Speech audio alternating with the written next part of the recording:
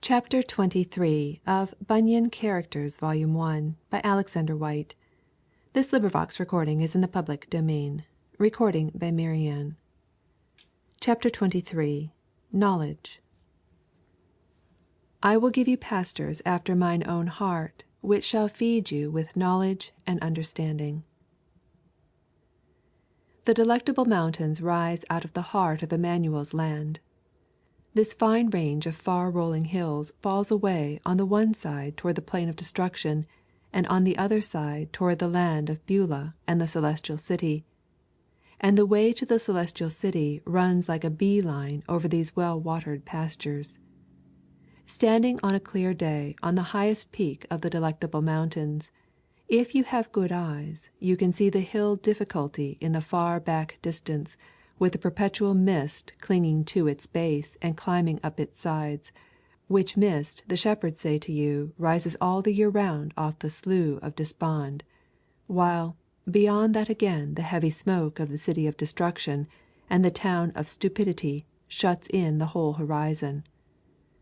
And then, when you turn your back on all that, in favourable states of the weather you can see here and there the shimmer of that river over which there is no bridge. And, then again, so high above the river that it seems to be a city standing in heaven rather than upon the earth, you will see the high towers and shining palace roofs and broad battlements of the New Jerusalem itself. The two travellers should have spent the past 3 days among the sights of the Delectable Mountains, and they would have done so had not the elder traveller misled the younger. But now that they were set free and fairly on the right road again, the way that they had spent the past 3 days and the 3 nights made the gardens and the orchards and the pastures that ran round the bottom and climbed up the sides of the Delectable Mountains delectable beyond all description to them. Now, there were on the tops of those mountains certain shepherds feeding their flocks, and they stood by the highway side. The two travellers therefore went up to the shepherds, and leaning upon their staves, as is common with weary travellers when they stand to talk with any by the way, they asked, Whose delectable mountains are these? And whose be the sheep that feed upon them? These mountains, replied the shepherds, are Emmanuel's land, and they are within sight of the city. The sheep also are his, and he laid down his life for them. After some more talk like this by the wayside, the shepherds, being pleased with the pilgrims, looked very lovingly upon them, and said, Welcome to the Delectable Mountains. The shepherds then, whose names were Knowledge, Experience, Watchful, and Sincere, took them by the hand to lead them to their tents, and made them partake of what was ready at present. They said, moreover, We would that you should stay with us a while to be acquainted with us, and yet more to solace yourselves with the cheer of these Delectable Mountains. Then the travellers told them they were content to stay, and so they went to rest that night, because it was now very late. The 4 shepherds lived all the summer-time in a lodge of tents well up among their sheep, while their wives and families had their homes all the year round in the land of Beulah. The 4 men formed a happy fraternity, and they worked among and watched over their master's sheep with one united mind. What one of these shepherds could not so well do in the tent or in the fold or out on the hillsides, some of the others better did. And what one of them could do to any perfection, all the others by one consent left that to him to do. You would have thought that they were made by a perfect miracle to fit into one another, so harmoniously did they live and work together, and such was the bond of brotherly love that held them together.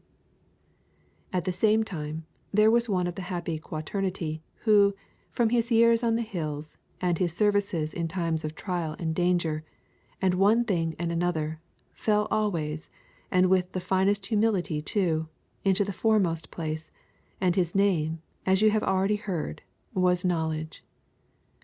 Old Mr. Know, all the children in the villages below ran after him and named him as they clustered round his staff and hid in the great folds of his shepherd's coat. Now, in all this John Bunyan speaks as a child to children, but, Of such children as John Bunyan and his readers is the kingdom of heaven. My very youngest hearer here to-night knows quite well, or, at any rate, shrewdly suspects, that knowledge was not a shepherd going about with a staff among woolly sheep, nor would the simplest minded reader of John Bunyan's book go to seek the Delectable Mountains and Emmanuel's Land in any geographer's atlas, or on any schoolroom map. Oh no! I do not need to stop to tell the most guileless of my hearers that old knowledge was not a shepherd whose sheep were four-footed creatures, but a minister of the gospel, whose sheep are men and women and children. Nor are the Delectable Mountains any range of hills and valleys of grass and herbs in England or Scotland. The prophet Ezekiel calls them the mountains of Israel. But by that you all know that he had in his mind something far better than any earthly mountain. That prophet of Israel had in his mind the church of God with its synagogues and its sacraments, with all the grace and truth that all these things conveyed from God to the children of Israel. As David also sang in the 23rd Psalm, "The Lord is my shepherd, I shall not want. He maketh me to lie down in green pastures. He leadeth me beside the still waters." Knowledge, then, is a minister, but every congregation has not such a minister to set over it as knowledge is. All our college-bred and ordained men are not ministers like knowledge. This excellent minister takes his excellent name from his great talents and his great attainments. And while all his great talents are his master's gift to him, his great attainments are all his own to lay out in his master's service. To begin with, his master had given his highly favored servant a good understanding and a good memory, and many good and suitable opportunities. Now, a good understanding is a grand endowment for a minister, and his ministerial office will all his days afford him opportunity for the best understanding he can bring to it. The Christian ministry, first and last, has had a noble roll of men of a strong understanding. The author of the book now open before us was a man of a strong understanding. John Bunyan had a fine imagination, with great gifts of eloquent, tender, and most heart-winning utterance. But in his case also all that was bottomed in a strong English understanding. Then, again, a good memory is indispensable to a minister of knowledge. You must be content to take a second, a third, or even a lower place still if your master has withheld from you a good memory. Dr. Goodwin has a passage on this point that I have often turned up when I have again forgotten it. Thou mayest have a weak memory, perhaps, yet if it can and doth remember good things as well and better than other things, then it is a sanctified memory, and the defilement of thy memory is healed, though the imperfection of it is not. And, though thou art to be humbled for it as a misery, yet thou art not to be discouraged. For God doth not hate thee for it, but pities thee. And the like holds good and may be said as the want of other like gifts. You cannot be a man of a commanding knowledge anywhere, and you must be content to take a very subordinate and second place, even in the ministry, unless you have both a good understanding and a good memory. But then, at the last day your master will not call you and your congregation to an account for what he has not committed to your stewardship. And on that day that will be something. But not only must ministers of knowledge have a good mind and a good memory, they must also be the most industrious of men. Other men may squander and kill their time as they please, but a minister had as good kill himself at once out of the way of better men, unless he is to hoard his hours like gold and jewels. He must read only the best books, and he must read them with the pain of attention. He must read nothing that is not the best. He has not the time. And if he is poor and remote and has not many books, he will have Butler, and let him read Butler's preface to his sermons till he has it by heart. The best books are always few, and they must be read over and over again when other men are reading the great number of books and papers of amusement that come daily in their way, and which most perfectly fall in with their idle way of reading and considering things.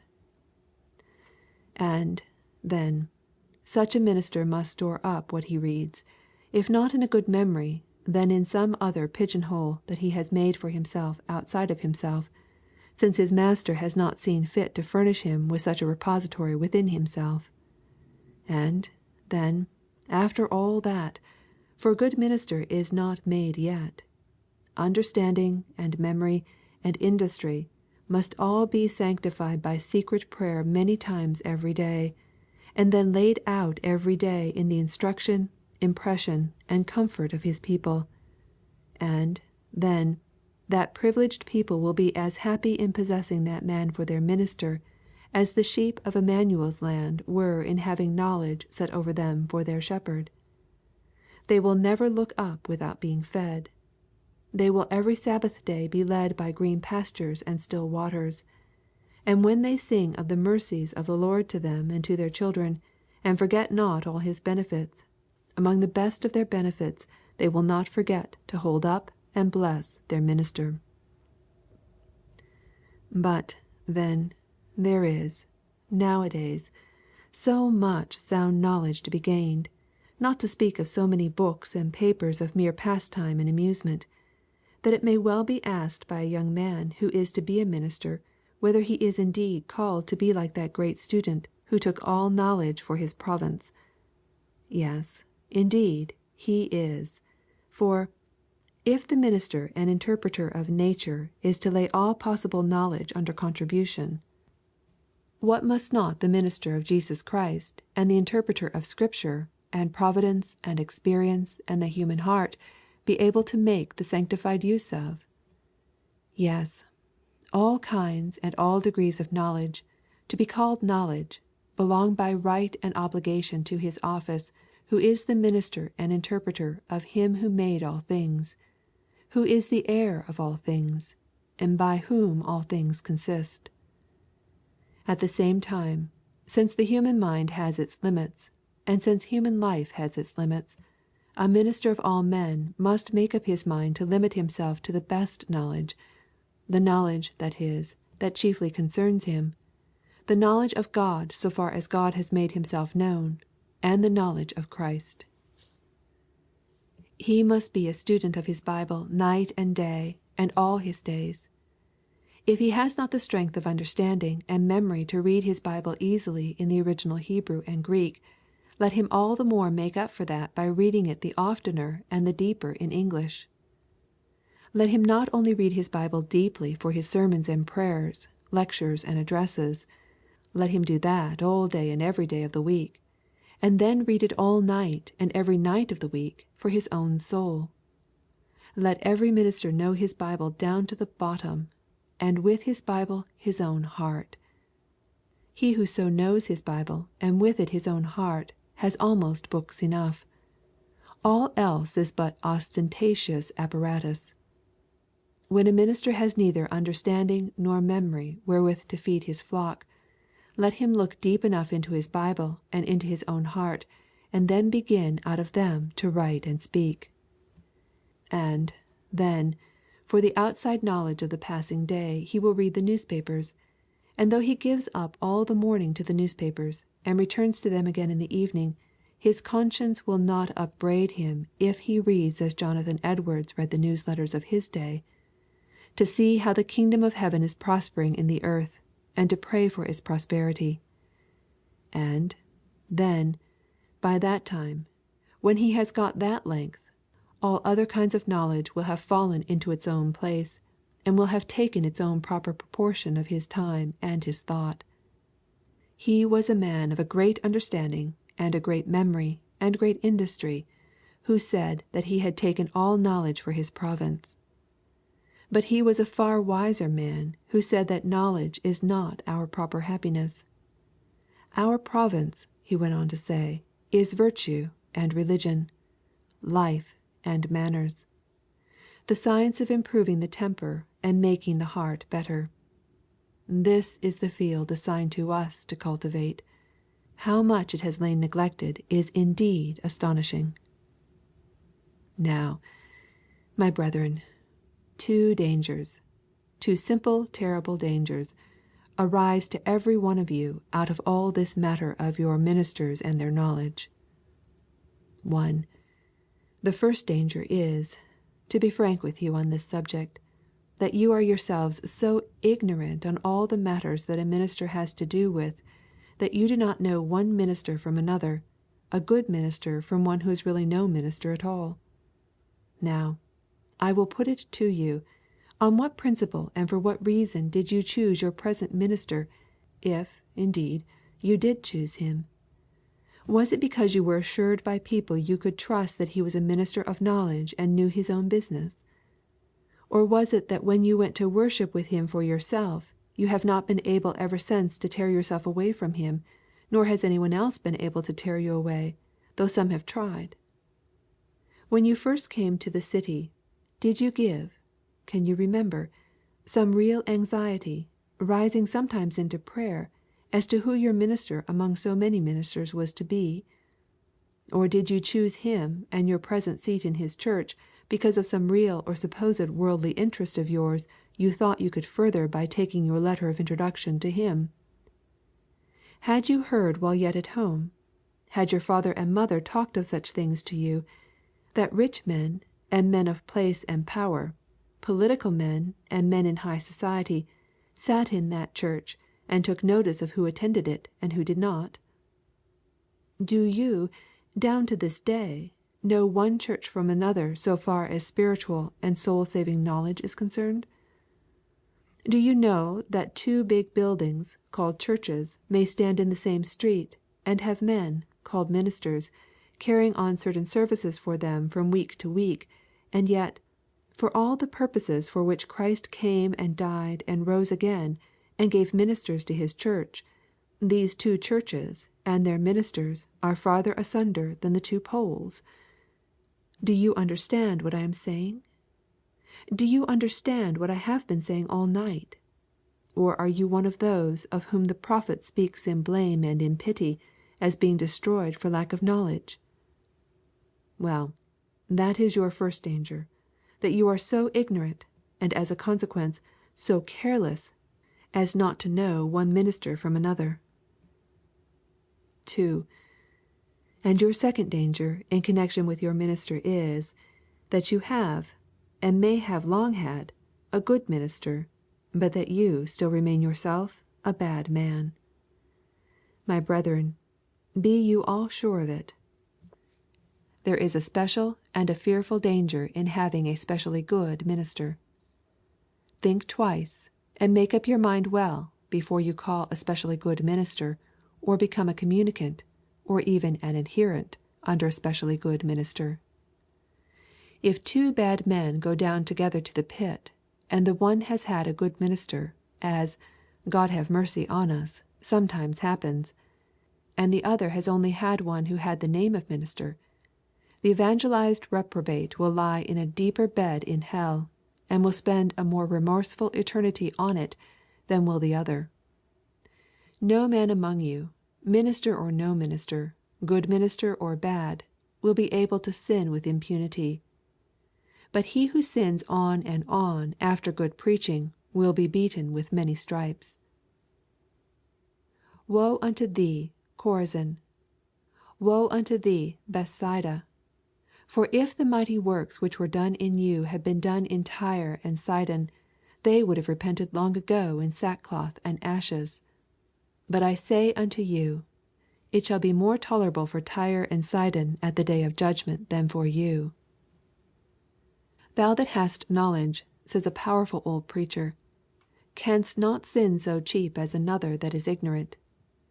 Places of much knowledge, he was preaching in the university pulpit of Oxford, and plentiful in the means of grace are dear places for a man to sin in. To be drunken or unclean after a powerful sermon, and after the Holy Ghost has enlightened thee, is more than to have sinned 20 times before. Thou mightest have sinned 10 times more and been damned less. For does not Jesus Christ the judge say to thee, This is thy condemnation, that so much light has come to thee? And, taking the then way of execution as a sufficiently awful illustration, The old Oxford Puritan goes on to say that to sin against light is the highest step of the ladder before turning off; and, again, that if there are worms in hell that die not, it is surely gospel light that breeds them. Chapter 24